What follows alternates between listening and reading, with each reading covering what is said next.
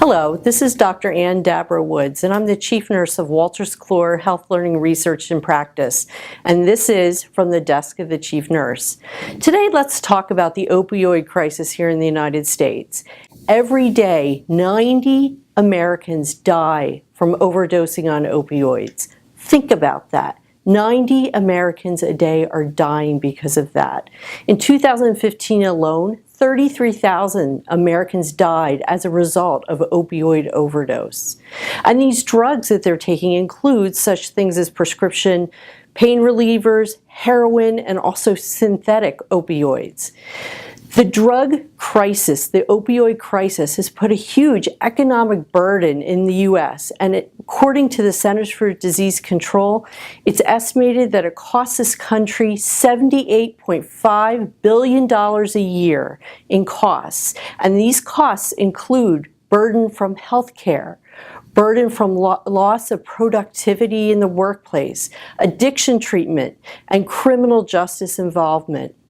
Let's take a look at some other startling statistics. 21 to 29% of patients prescribed opioid medications for chronic pain actually misuse them. And between 8 to 12% of these people develop an opioid use disorder.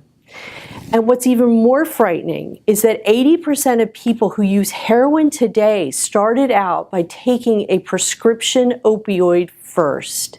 That's just unacceptable in today's standards. So what is this country doing about it? Well, there are some things that are happening right now that I want to make you aware of. And one of them starts with the Department of Health and Human Services. And they have a plan in place to improve access to medication-assisted treatment programs. This is hugely important. We need to make sure we can get patients into treatment if they do have an opioid problem. The Department of Health and Human Services also promotes the use of overdose reversing agents such as naloxone, Narcan, and it should be freely available to everyone who needs it, including our first responders, the police, and all of us here in healthcare settings. They also suggest that we really strengthen our understanding of the epidemic through better public health initiatives and surveillance, and really provide a lot of research support so that this research can be done and funded on how do we really manage pain differently and how do we manage addiction differently. And also, they want to invest in advancing better practices for pain management.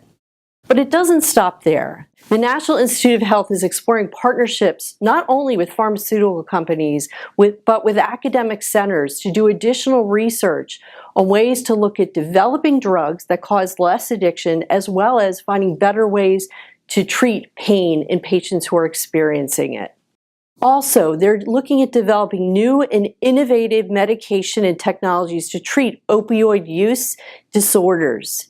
And in addition, they are looking to improve overdose prevention and reversal interventions to save the lives and support recovery.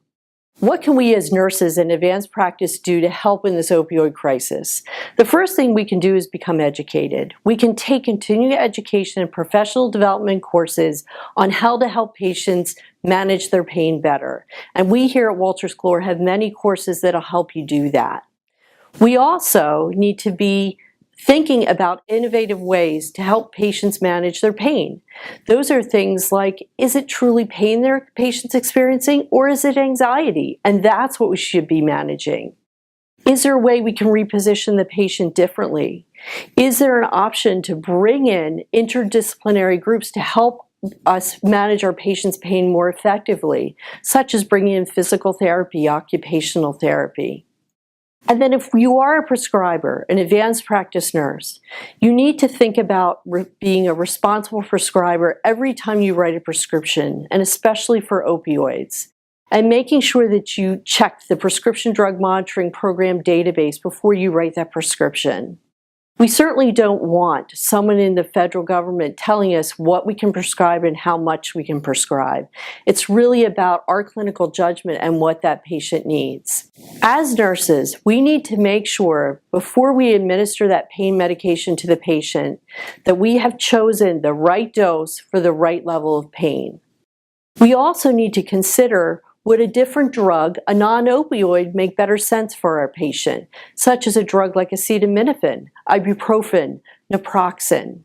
And we also need to educate our patients that when they have a surgical procedure or they have an acute injury, they are going to have pain.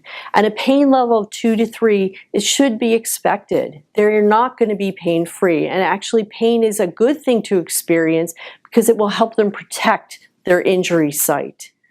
We also need to educate them on how to properly dispose of leftover opioid medications as well. And in the end, we as nurses are integral in helping manage this opioid crisis.